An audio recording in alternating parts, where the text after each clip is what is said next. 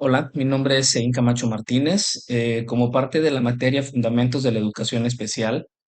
del doctorado en Educación Especial de la IEXPRO, vamos a hablar un poco sobre cómo ha ido cambiando la visión en lo que es la educación especial para podernos mover del enfoque tradicional de la educación especial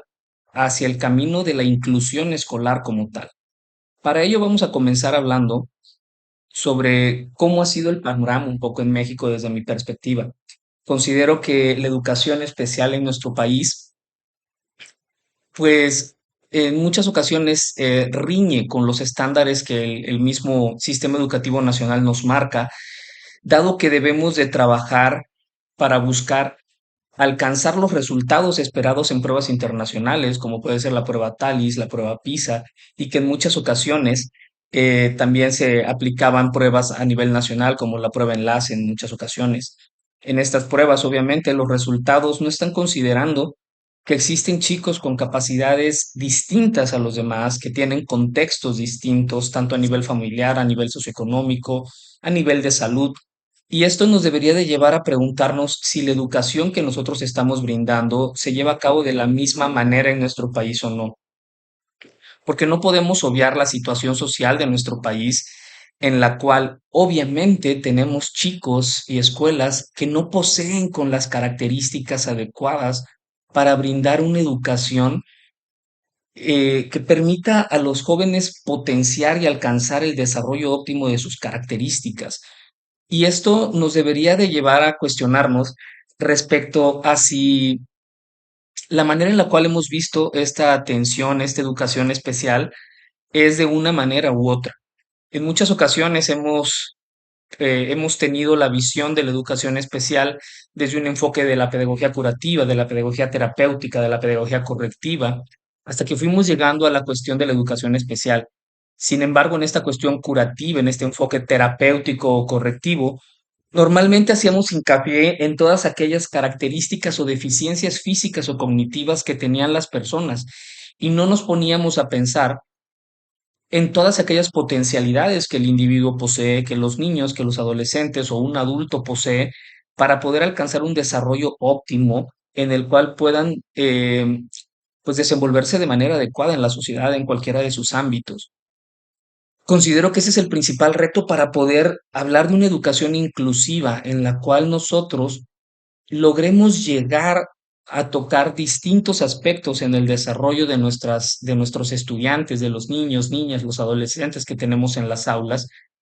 para que podamos tener una visión distinta de hacia dónde queremos ir, de qué es lo que queremos llegar con ellos. Para esto, obviamente,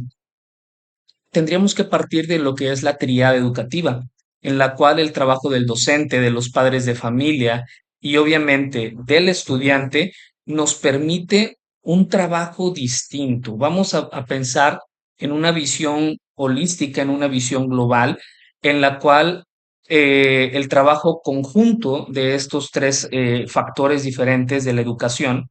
nos permitan llevar a cada uno de los estudiantes, a cada una de las personas que tenemos en el aula, a un desarrollo pues de mejor, más próximo, mejor dicho, más próximo a lo que consideraríamos ideal para nuestra sociedad. Pero esto debe de incluir a todos, a todas las personas que tenemos dentro de nuestras aulas. No solo nos debemos de centrar en aquellos que consideramos normales, como en muchas ocasiones hacemos esta diferenciación y tendemos a trabajar incluso de manera eh, pues excluyente al considerar o etiquetar en muchas ocasiones de manera peyorativa a muchos chicos porque no consideramos que son normales. Esto nos debería de llevar a la idea de Cano González, que expresa que desde este enfoque peyorativo, que lo debemos ir haciendo a un lado, porque se fija más en los aspectos negativos que tiene la persona y nos deberíamos de fijar y centrar más en cómo lograr un desarrollo integral de las personas, pensando en aquellas cuestiones, en aquellos puntos en los que principalmente el niño, el adolescente, nuestro estudiante, requiere un apoyo para lograr ir alcanzando Pues el desarrollo de estas características para poder ir alcanzando un desarrollo óptimo de sus características. Para poder alcanzar esto, creo que es importante que tomemos en cuenta la diversidad de características que todos poseemos, la diversidad en los distintos puntos del desarrollo integral de una persona, no solo a nivel físico, a nivel cognitivo, a nivel emocional, sino también en cuestiones que en muchas ocasiones obviamos, pero que influyen de manera sustancial en el desenvolvimiento de una persona, como lo puede ser la cuestión racial, la cuestión religiosa, que pues típicamente también, por desgracia, nos puede marcar de manera tendenciosa para trabajar o atender de manera distinta a cada una de las personas. Esta diversidad, lógicamente, nos debería de llevar a que no trabajemos del mismo modo con cada uno de los estudiantes que tenemos, porque yo no puedo considerar el trabajo de la misma manera para un estudiante que tiene unas características como para aquel estudiante que no tiene esas mismas características. Sin embargo, creo que por desgracia, muchos docentes tienden o tendemos a que los estudiantes trabajen únicamente de una manera, que es lo que pretendo representar con la imagen del docente que está cortando la ideología o la mentalidad del estudiante a su forma y no conforme a lo que esta persona requiere. Por ello, de nueva cuenta, haciendo mención a Cano, es importante que nos enfoquemos no en aquellas limitaciones, retrasos o problemas de distinta índole que una persona pueda tener, sino que nos centremos en cómo lograr atender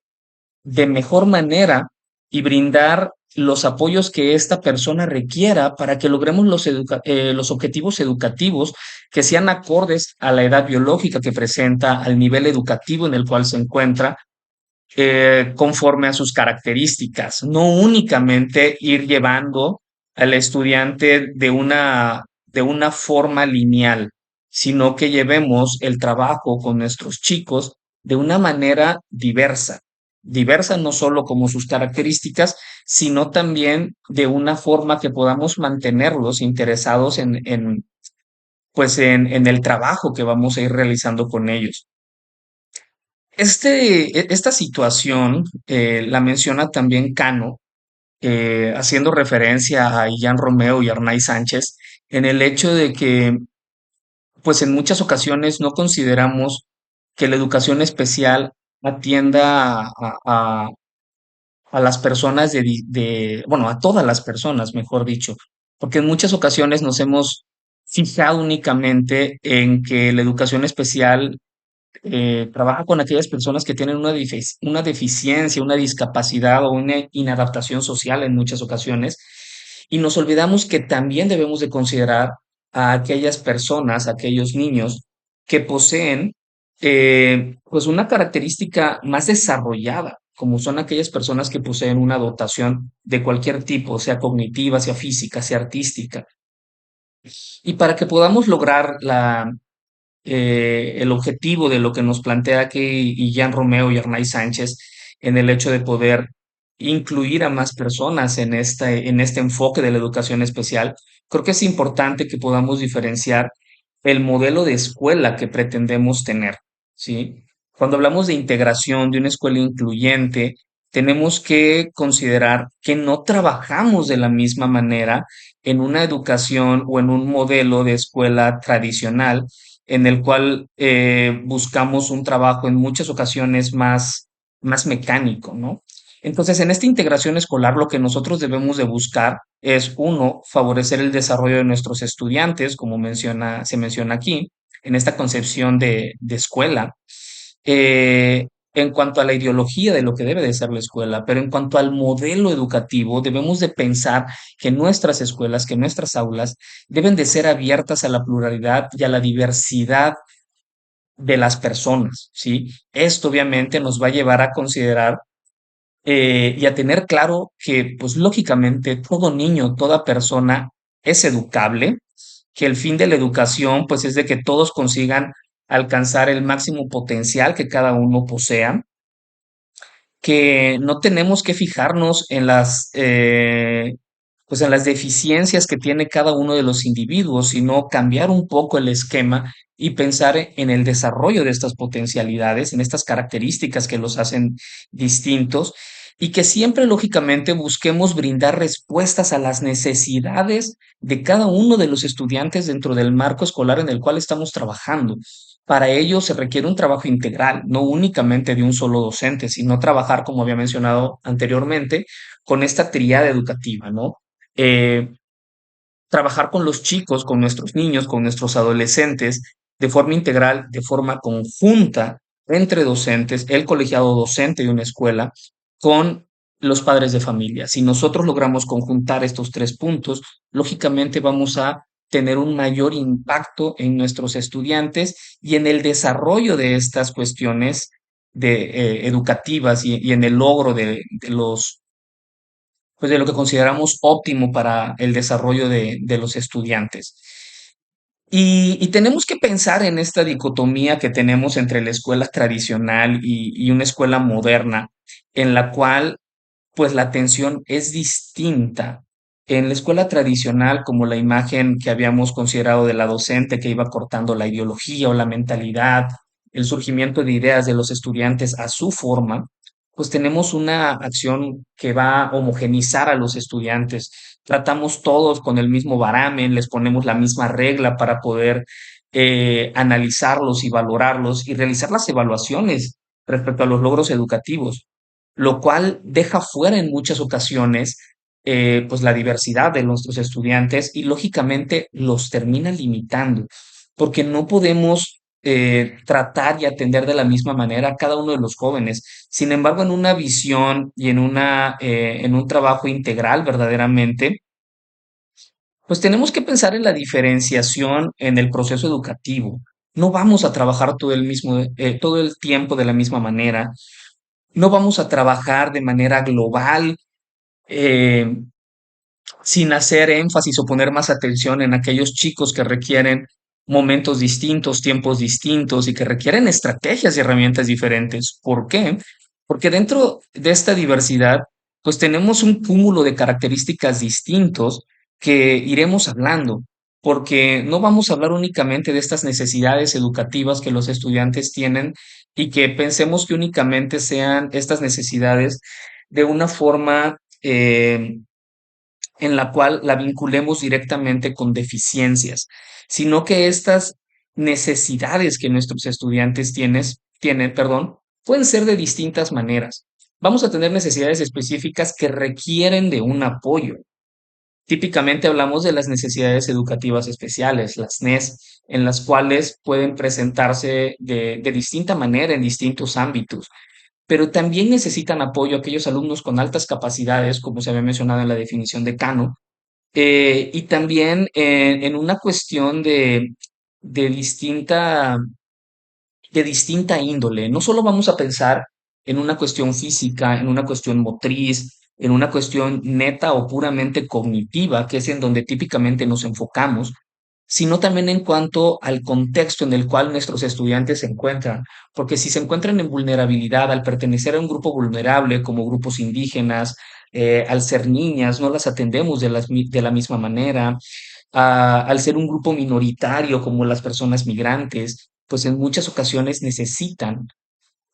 que trabajemos con ellos de una forma diferente. No podemos generalizar. A esto hay que recordar que pues la escuela mexicana, el nivel educativo básico, pues se abrió a las personas con capacidades diferentes desde hace años. Y en nuestras escuelas podemos tener niños con autismo, podemos tener niños con discapacidades auditivas, visuales, motrices,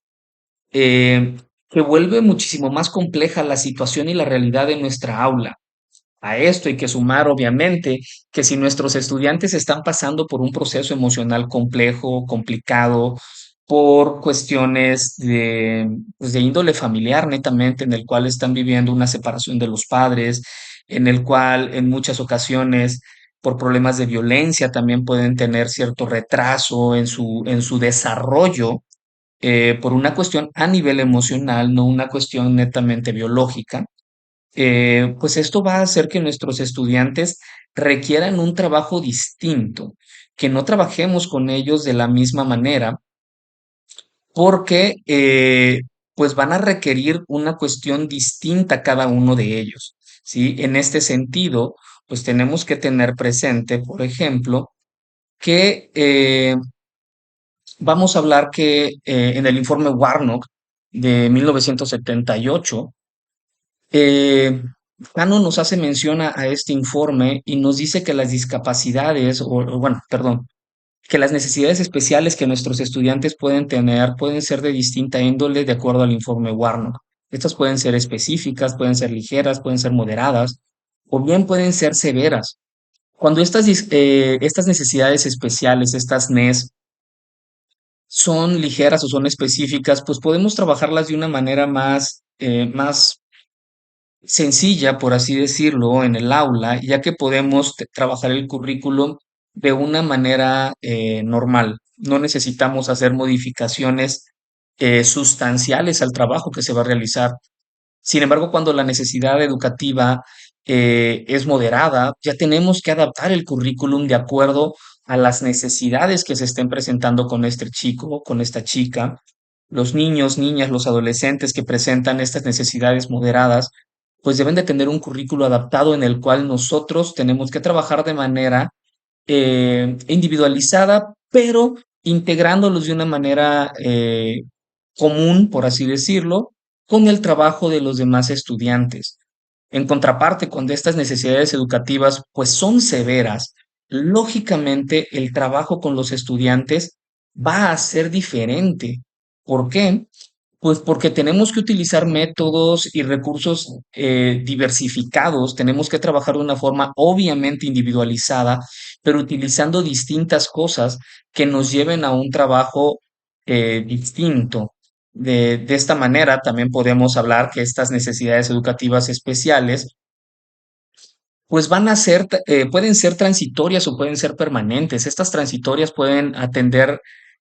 pueden ser resultado de factores externos o internos en los cuales se involucran distintas cuestiones. Cuando son externos, vamos a estar hablando del contexto en el cual el alumno se encuentra inmerso, que puede ser tanto a nivel familiar como a nivel escolar. En cuanto a la cuestión interna, pues obviamente puede ser una cuestión de madurez en muchas ocasiones. Podemos hablar en este caso de cuestiones de trastornos del habla, en el cual la maduración biológica del niño y psicológica no ha alcanzado la etapa adecuada para su edad biológica y pues lógicamente esto puede a través del trabajo continuo, individualizado y con base a terapia en muchas ocasiones, pues mejorar y desaparecer. En contraparte tenemos lógicamente a las necesidades educativas especiales permanentes, con las cuales nosotros tenemos que trabajar de forma continua y sostenida en el paso del tiempo con las personas que requieren esta necesidad de atención distinta, dado que podemos hablar de una discapacidad intelectual, por ejemplo, en el cual el desarrollo cognitivo de la persona se encuentra por debajo de lo esperado para su edad biológica y lógicamente esto no va a modificarse. Y esto también podemos verlo en el espectro completamente distinto, como puede ser aquellos chicos con una superdotación, con un tipo de talento, ya sea físico, artístico, intelectual, que lógicamente va a requerir una atención distinta durante toda su vida, dado que esta característica que posee no va a desaparecer. ¿Sí? En el caso de México, para estas necesidades educativas especiales, sobre todo cuando hablamos de discapacidades, pues tenemos recursos. Contamos con algunos manuales de trabajo con los chicos que pues habría que revisarse, obviamente, en todos los ámbitos, en todos los niveles de la educación básica para poder trabajar con ellos. Sin embargo, por desgracia, creo que en muchas ocasiones el mismo sistema no nos provee o no nos informa sobre cómo trabajar no solo de forma escrita, sino de forma real, de forma aplicada en el aula, toda esta información que en muchas ocasiones sacan únicamente en manuales, pero No basta con tenerlo en papel, tenemos que tener la formación y la capacitación adecuada para poder saber cómo llevar a cabo estas adecuaciones curriculares con los estudiantes, ya sea que las hagamos de forma permanente, que las requieran de forma permanente o que sean transitorias, como acaba de mencionar. Del mismo modo, cuando hablamos de las aptitudes sobresalientes, pues el trabajo va a ser muy distinto cuando esta aptitud sobresaliente o esta alta capacidad sea de tipo intelectual, sea de tipo socioafectivo, artístico, creativo, psicomotriz, porque entonces el chico posee características muy distintas a la media que tenemos en el aula y en muchas ocasiones por desconocimiento podemos llegar a considerar que tiene incluso hasta una discapacidad, que tiene alguna modificación del comportamiento cuando no es así. Entonces creo que uno de los problemas principales es el desconocimiento que tenemos de esta situación. Para ello, pues tenemos que tener muy presente que hay que hacer modificaciones en nuestra práctica. Y una de las cuestiones que tenemos que tomar pues con mayor consideración es que pues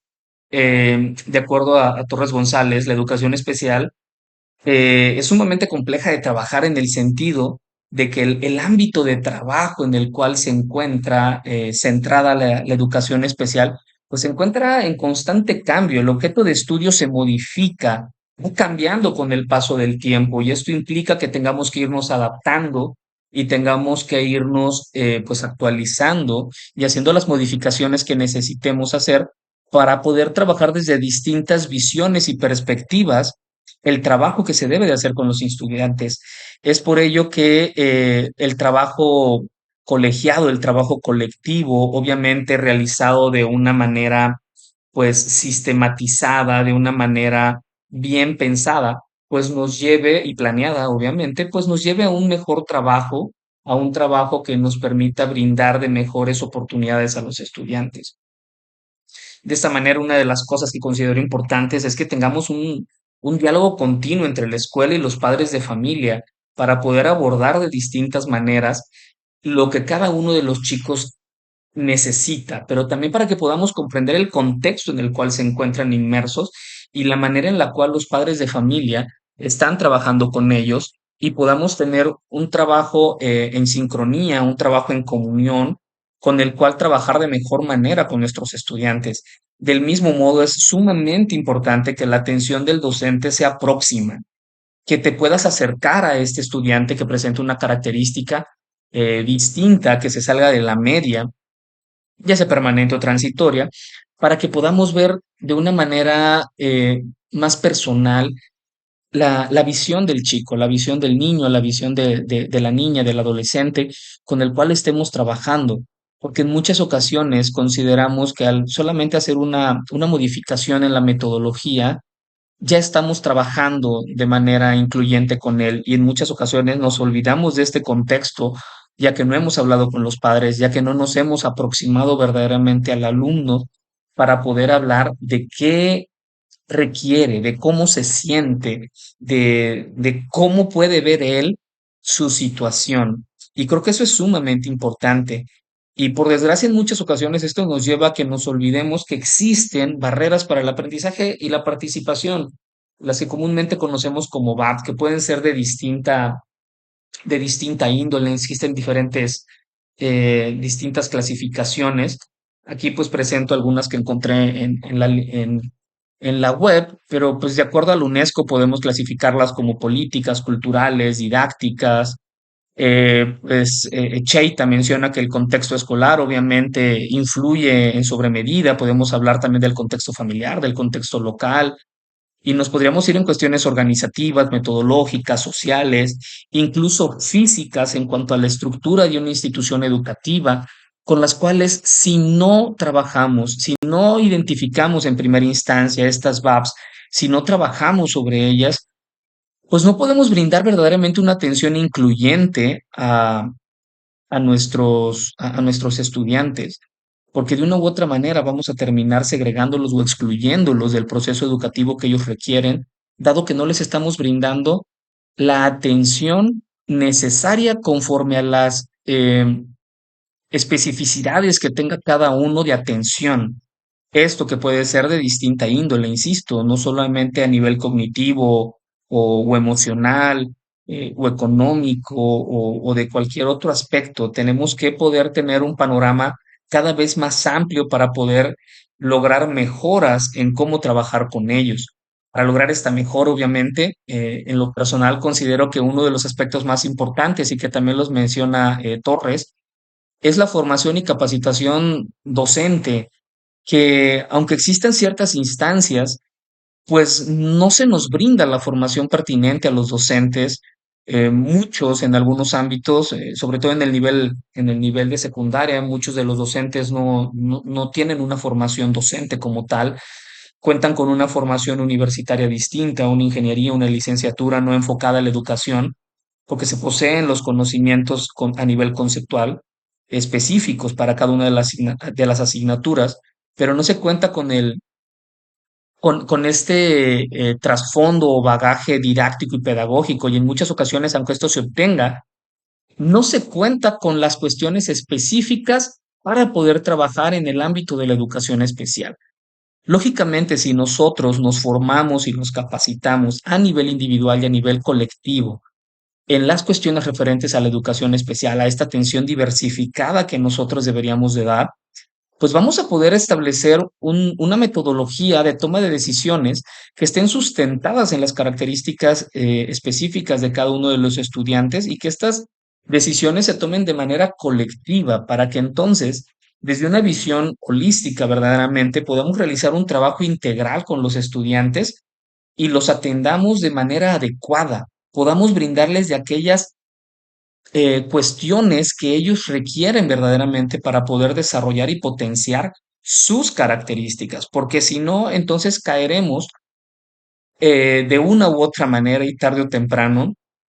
en la metodología de la escuela tradicional, en la cual terminamos homogenizando a nuestros estudiantes, terminamos homogenizando la mecánica, la didáctica, la estrategia que aplicamos con ellos, obviamente los métodos de evaluación,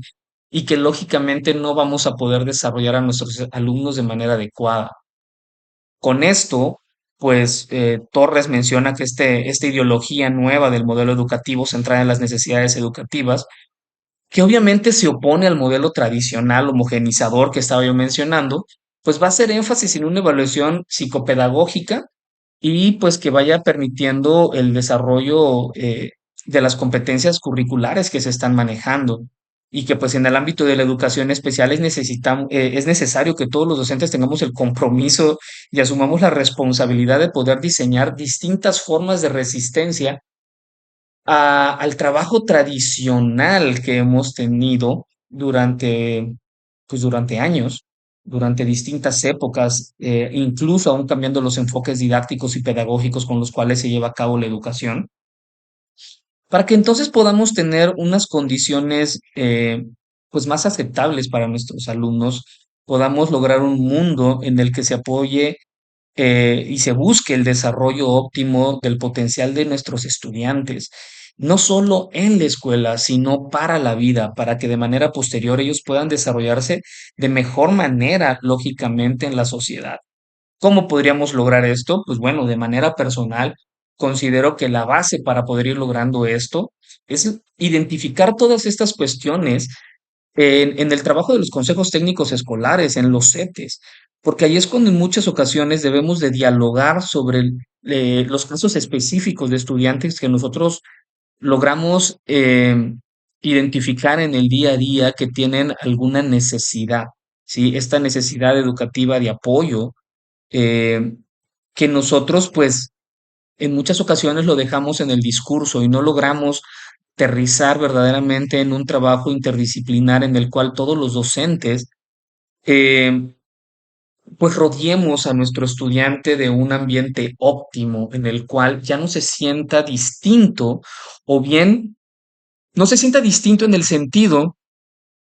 de que no encajan, sino que él acepte y todos como sociedad escolar, como comunidad escolar, aceptemos esta diferencia, pero la concibamos como algo natural, porque lo es, y lógicamente podamos incluir a esta persona de una manera completamente natural, ¿sí? Para ir cerrando, pues me gustaría hacer mención a una frase de Richard Feynman, que dice, la mejor enseñanza solo puede hacerse cuando hay una relación individual directa entre un estudiante y un buen profesor.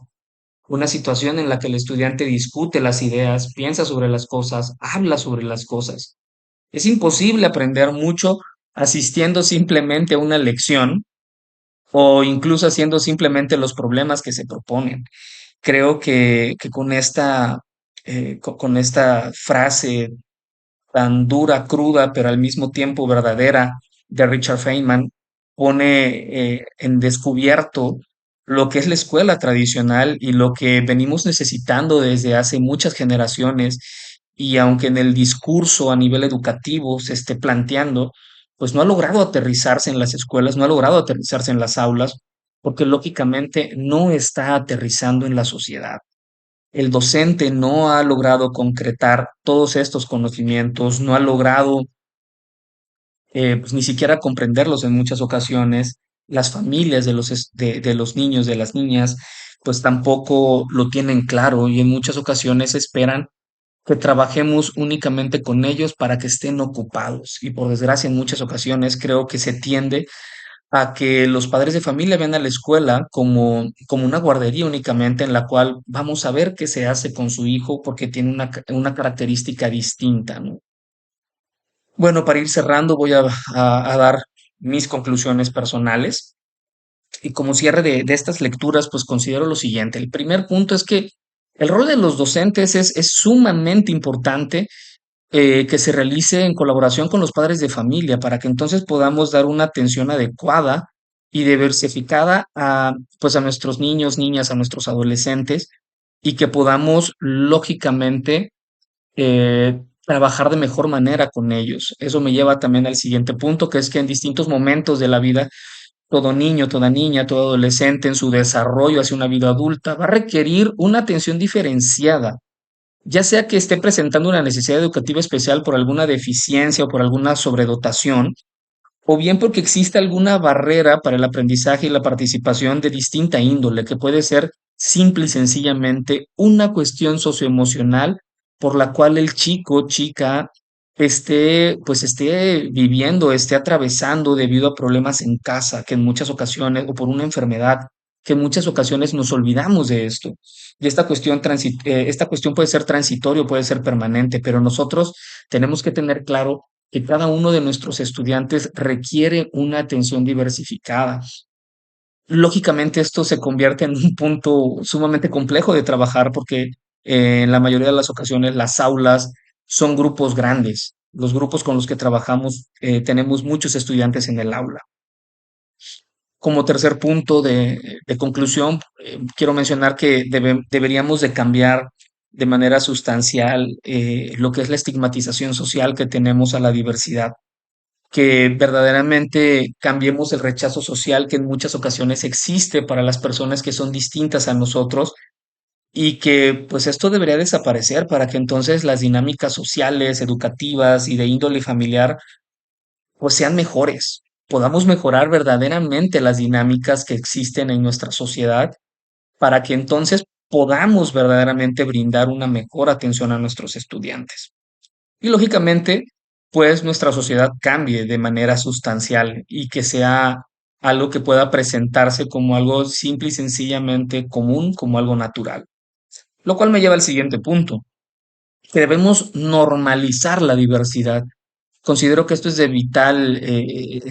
importancia para que entonces mejoremos la enseñanza y el sistema educativo, para que los estudiantes logren el aprendizaje y no solo aprendan los contenidos curriculares que los planes y programas de un sistema educativo propongan, sino que aprendan verdaderamente para la vida y logren desarrollar todas sus potencialidades, porque no nos olvidemos que las poseen. Sin embargo, en muchas ocasiones obviamos que las tienen porque para nosotros es más importante alguna discapacidad o alguna necesidad educativa especial que los chicos requieran.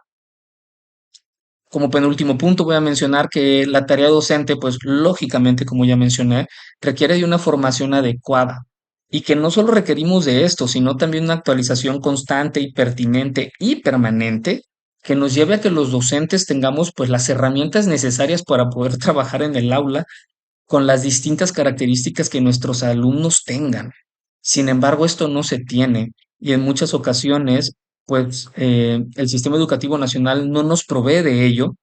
y como en este caso, en el caso personal y de los demás compañeros que estamos cursando el posgrado en educación especial, en este caso el doctorado, pues nosotros estamos buscando ante las necesidades y el interés que tenemos de brindar una mejor atención a nuestros chicos.